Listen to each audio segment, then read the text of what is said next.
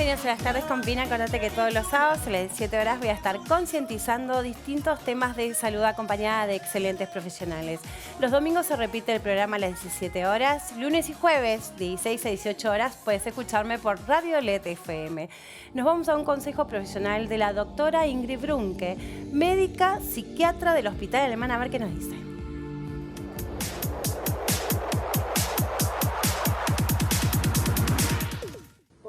Soy Ingrid Brunke, médica psiquiatra, @ me mandaron al psiquiatra, y hoy les quiero hablar sobre fármacos que no son psicofármacos que pueden desencadenar síntomas psiquiátricos y que hay que estar advertidos cuando los tomamos. Muchas veces pasa en nuestra práctica que viene un paciente con síntomas de ansiedad o con cuadros depresivos y no tenían ningún tipo de antecedentes, ni personales ni familiares sobre ello. Y resulta que cuando los interrogamos están tomando algún tipo de fármaco por un tratamiento de otra especialidad médica.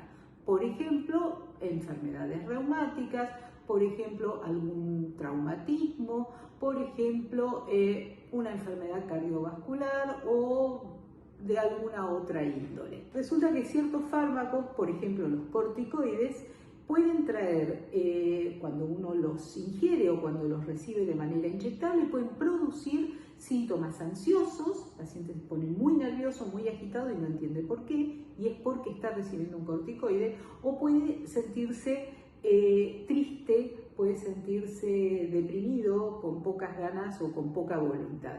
Esto también pasa con ciertos fármacos que se llaman biológicos, que se utilizan en el tratamiento de enfermedades reumáticas.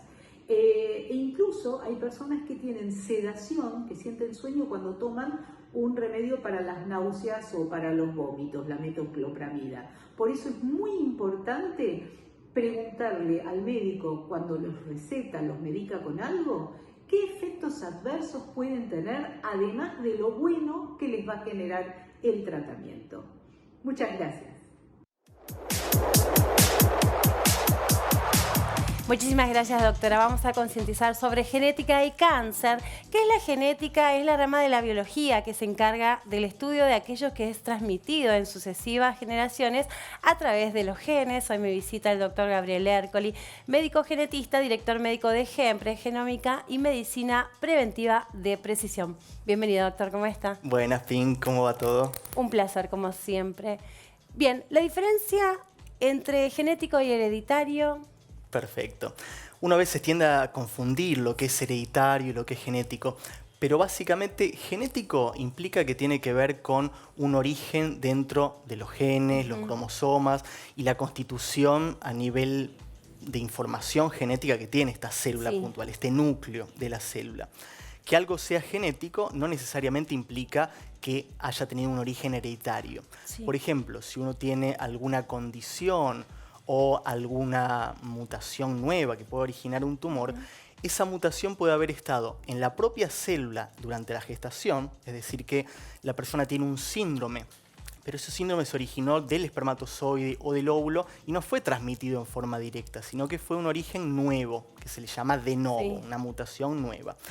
En la parte oncológica pasa exactamente lo mismo. Uno dice, bueno, tenemos un gen que mutó y ese gen puede dar origen a algún tumor, pero no quiere decir que haya sido heredado o transmitido en forma directa, sino que tiene que ver tal vez con el ambiente, con todo lo que a la persona le ha pasado en toda su vida, y entonces es una mutación, tiene que ver con la genética, es genético, pero no es hereditario, no es algo que uno heredó en forma directa, así que es importante separar ambos términos. Bien, nos metemos en la genética, hablemos sobre la genética. Todo lo que es la genética y la importancia que tiene la genética, porque esto nos puede ayudar justamente con un estudio genético a saber si tenemos alguna mutación en el gen. Alguna predisposición, alguna cuestión a nivel de los genes. La realidad es que... Hablemos un poquito de qué es la genética y la importancia de la genética. Claro, la genética tiene que ver con todas las características justamente que están dentro de la célula y que llevan a la estructura y la función de cada una de las células a nivel de este organismo. Nosotros tenemos alrededor de 46 cromosomas. cada cromosoma es un paquetito de información. Y esos 46 cromosomas son similares a los libros dentro de una enciclopedia. Adentro, estos cromosomas contienen genes y cada gen es una partícula de información equivalente a una receta en un libro. Entonces, estos 46 cromosomas contienen unos 20.000 genes. Cada uno de estos 20.000 genes es una receta para fabricar algo. Una proteína que va a tener una estructura, que va a tener una función. Y de cada gen tenemos dos variantes. Una variante, una versión de ese gen que viene de la madre y otra versión que viene del padre. Entonces, estas versiones actúan en su conjunto y a veces puede ocurrir que una versión tenga alguna mutación, alguna variante que haga que no funcione correctamente y pueda ser compensada por la segunda versión de la madre o del padre. Y en otras oportunidades puede que ambas variantes estén alteradas y entonces generen una enfermedad, como pueden ser aquellas condiciones recesivas.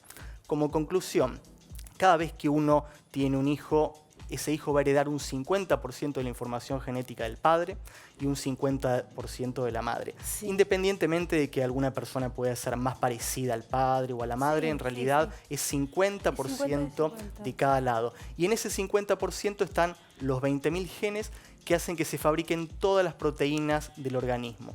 Si esos genes tienen variantes, van a actuar un poco mejor, un poco peor, y van a hacer que salgan todas las características, las que tienen que ver con la parte física, la altura, el color de ojos, el color de cabello, por ejemplo, pero también predisposición a enfermedades y a veces protección a enfermedades. Ay, a ver cómo es eso, qué interesante. Exacto. Protección a enfermedades. Todas estas personas que a lo mejor tienen una dieta que no es del todo correcta y sin embargo tienen un colesterol en sangre relativamente normal, trigliceridemia, que son también otro tipo de lípidos normales.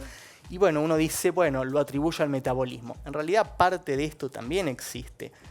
Hay una genética donde existen distintas variantes que interactúan entre sí y esas variantes, en conjunto con todos los genes que nosotros tenemos, hacen que haya genes que predispongan a determinados grupos de enfermedades y otros genes que protejan a determinados grupos de enfermedades. Así que hay gente que tal vez se va a exponer desde el punto de vista ambiental a un montón de agentes, contaminantes ambientales, humo del tabaco, la exposición solar, y de pronto no desarrolla ninguna condición. Y tiene que ver, evidentemente, con que hay una genética que en cierto modo protege un poco para la aparición de estas condiciones. Sí, estaba pensando en esto, ¿no? De las personas que viven cerca de fábricas tóxicas y todo eso. ¿Cuánto lo expone? ¿Qué, es un factor de riesgo para las personas que tienen una predisposición?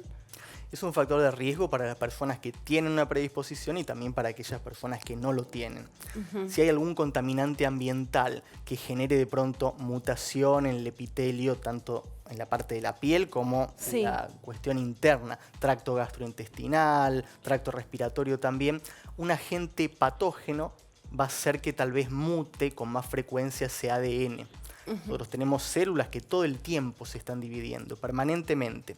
Y estas células, para dividirse, tienen que primero copiar su información, duplicarla y después se dividen. Todo un trabajo. Es todo un trabajo porque son 20.000 genes y millones de letras en cada uno de estos genes. La cuestión es que ese proceso, si no está finamente regulado, puede fallar en algún punto.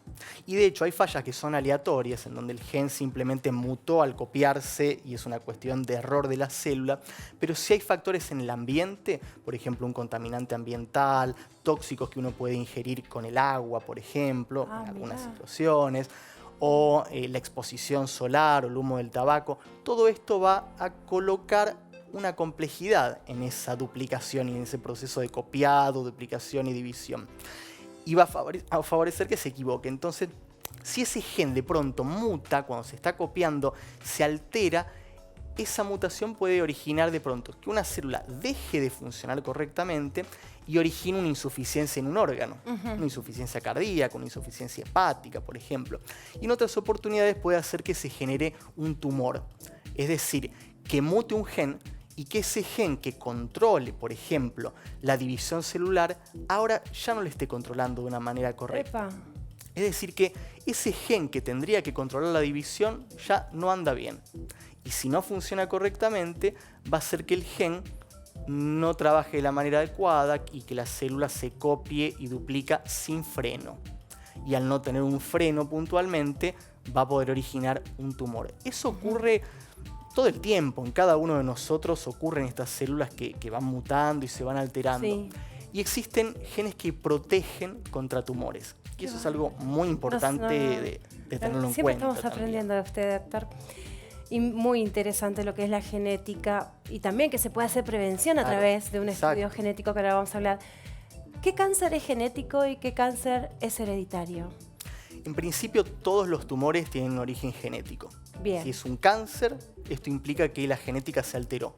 Porque había un poquito de dudas, entonces está bueno esto para... Claro. Sí. Toda enfermedad genética, digamos, toda enfermedad oncológica va a ser con un origen genético. Ahora, que sea genético no quiere decir que tenga un origen hereditario. Puede tener que ver con que el gen se alteró o un conjunto de genes se alteraron y sin embargo uno no heredó la predisposición de sus padres, simplemente se alteró por un error aleatorio o del ambiente. El factor, sí, lo ambiental también, eso puede llegar a cambiarlo, ¿verdad? Es una mezcla entre aleatorio y ambiental.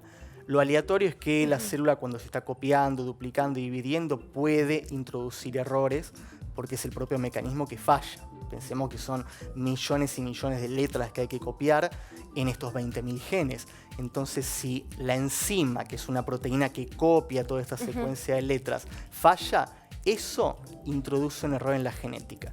Si hay algún estímulo nocivo en el ambiente, favorece también a que mute.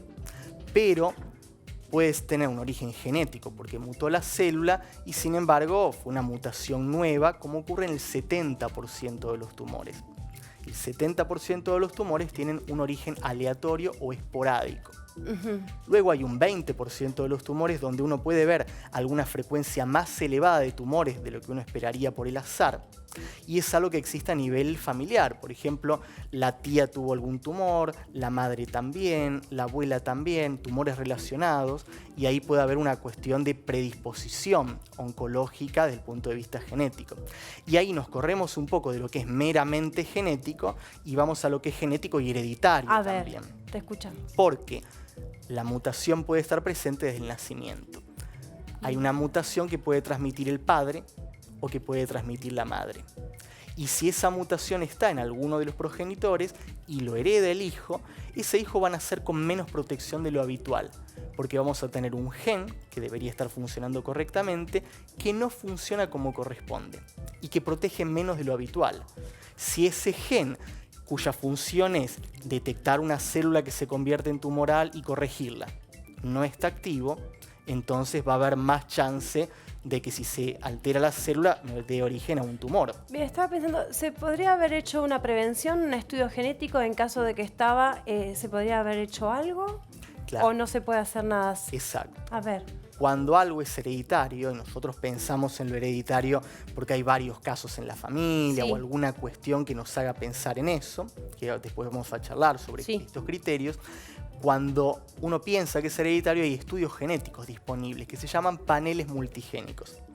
En un panel multigénico la persona toma o una muestra de saliva o un hisopado bucal o una muestra de sangre venosa, común y corriente, como en cualquier laboratorio, y esa muestra se analiza, se envía a analizar al laboratorio.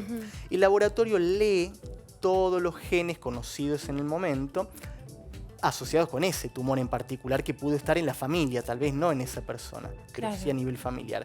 Y trata de entender si el código de letras es igual a lo que el humano tiene o si hay una variación.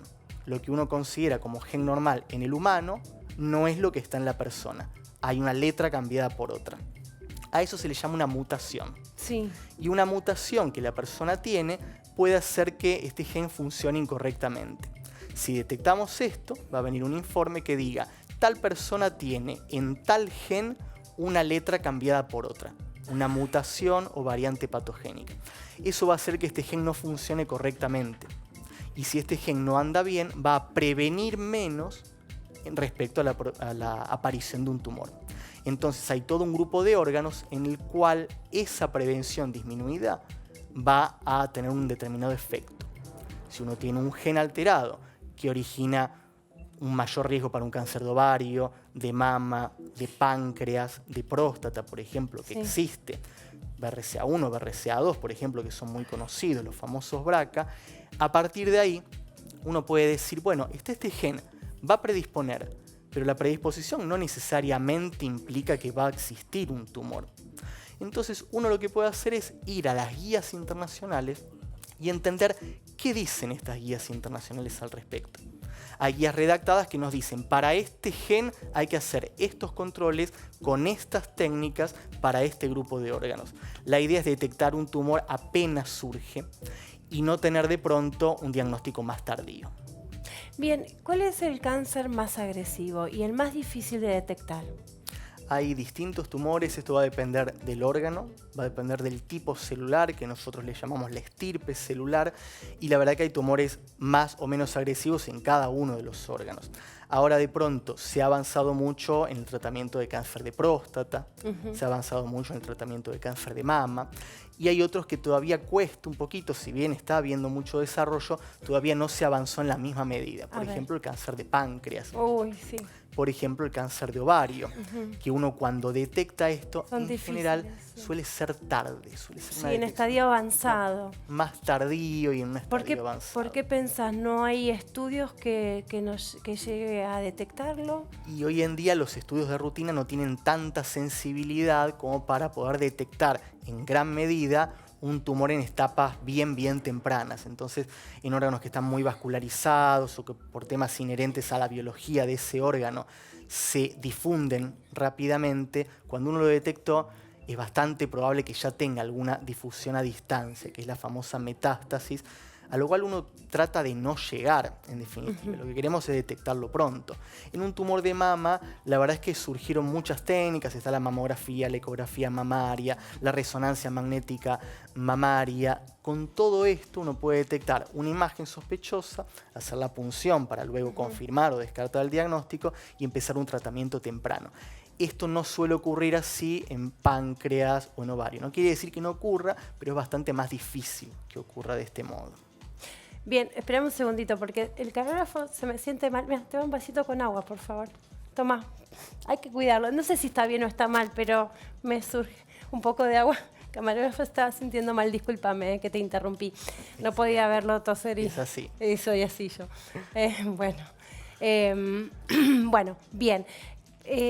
¿Por qué hay personas que desarrollan el cáncer y otras no? Supongamos, hay antecedentes familiares y también puede pasar que por ahí la persona no desarrolla un cáncer. Y hay familias que no hay antecedentes y la persona desarrolla bueno, un cáncer, ¿no? X. A ver. En la gran mayoría de las situaciones, un tumor se desarrolla de manera aleatoria, esporádica. Sí. Y entonces la persona no tiene ningún antecedente, ni personal ni familiar de ese tumor.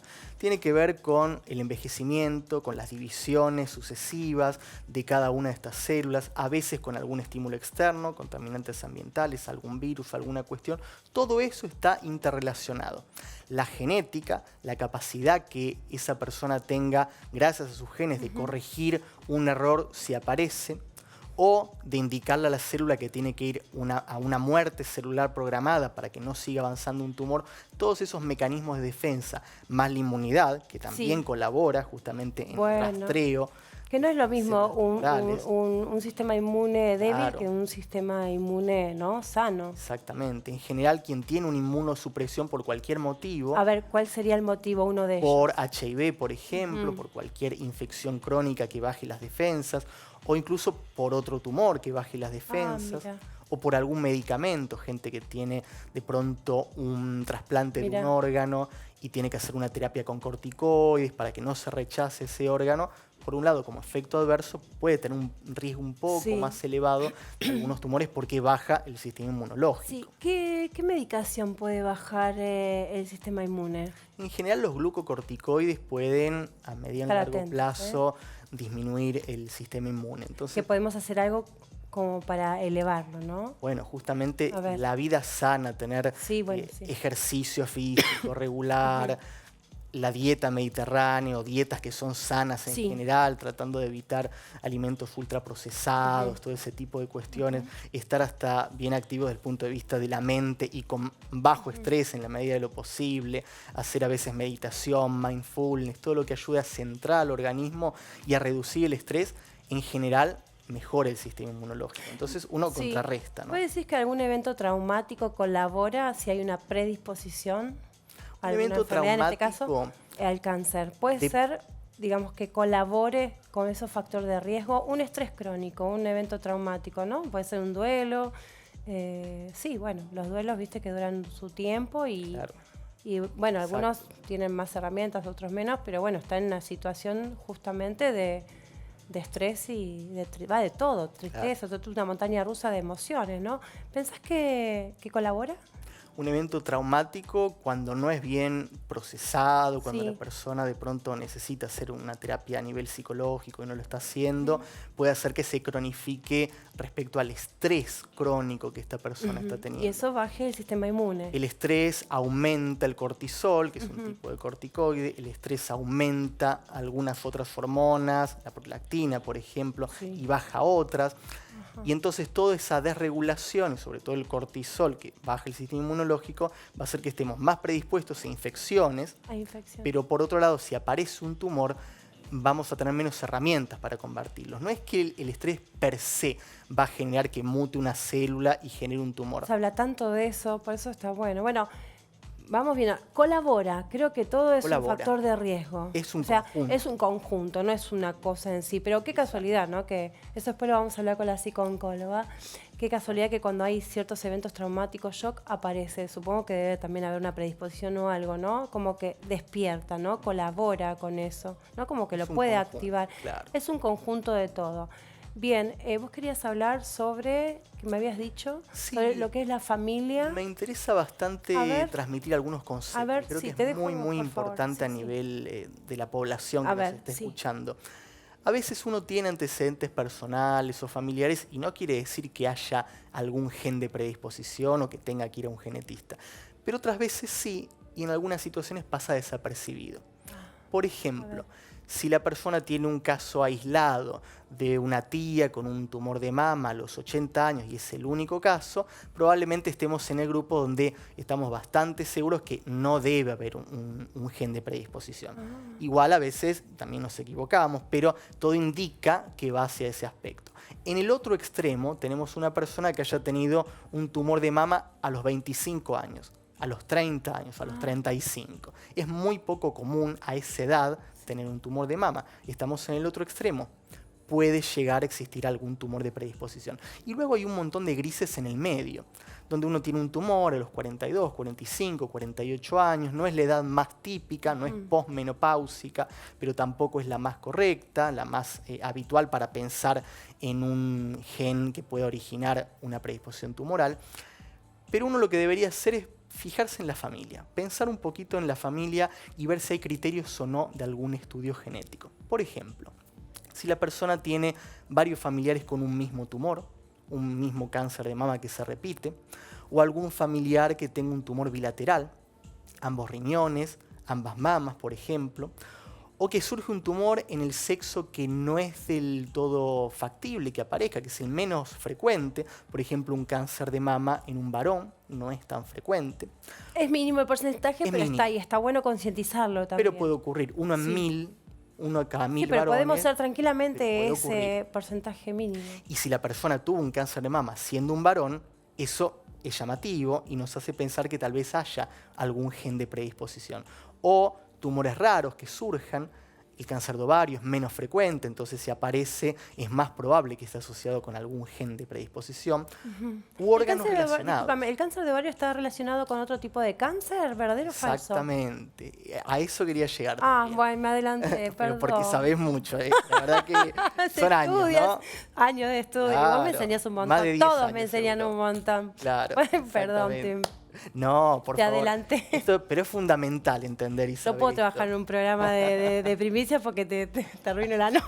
Está muy bien, claro. Bueno, va un poquito es un tema que angustia, concientizarlo concientizarlo porque se le tiene mucho miedo a la palabra cáncer y entonces, un poquito también, ¿no? Nos sirve como para descontracturar. Siga, doctor, disculpe. Por ejemplo, un tumor de ovario, un tumor de útero, no el del cuello, que está más asociado al virus HPV, sino el que es más interno, el endometrio, por ejemplo. Y un tumor de colon, parece que son 3 órganos no relacionados, pero en realidad hay algunos genes que aumentan el riesgo para esos 3 órganos. Mirá vos. Un tumor de páncreas, un tumor de ovario, de próstata, de trompa de falopio, de mama, puede no estar relacionado, parece no relacionado, pero hay genes que aumentan el riesgo para todos estos tumores en estos órganos.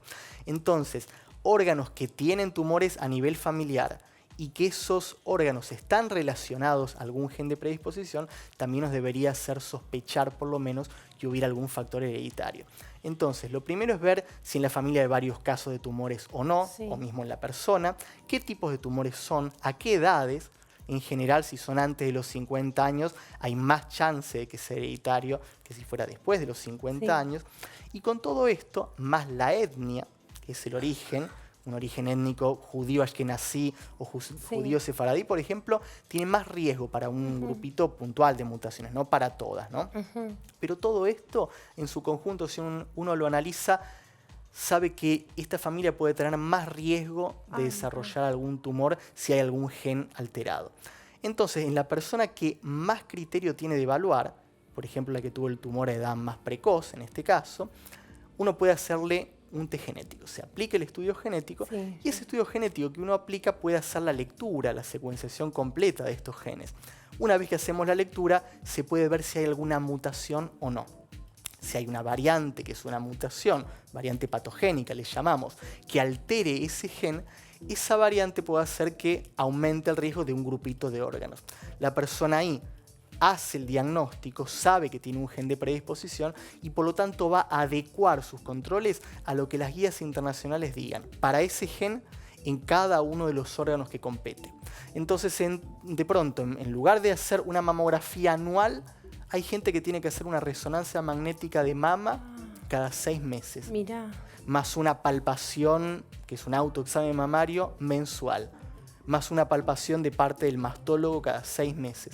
Es una vigilancia distinta que la que uno puede tener simplemente por edad.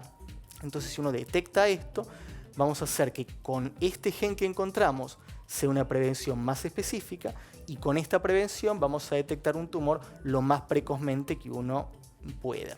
O a veces hay alguna conducta directamente que es preventiva desde lo quirúrgico, que se le llaman conductas quirúrgicas de reducción de riesgo. Por ejemplo, hay genes que dan un riesgo muy alto de cáncer de ovario. Y esos genes que aumentan el riesgo de cáncer de ovario, en las personas que tienen este diagnóstico, nos lleva a pensar que hay que hacer una extirpación de ambos ovarios entre los 35 y los 45 años, dependiendo del gen. Eso literalmente le puede salvar la vida a la persona.